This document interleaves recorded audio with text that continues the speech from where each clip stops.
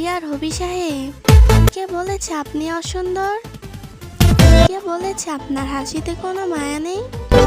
কে বলেছে আপনাকে কেউ ভালোবাসে না? আমাকেই দেখেন, আপনার সৌন্দর্যে মুগ্ধ হয়ে যাই। আপনি নিজেও জানেন না আপনার এই বাচ্চা মেয়েগুলো আমার কাছে কত ভালো লাগে।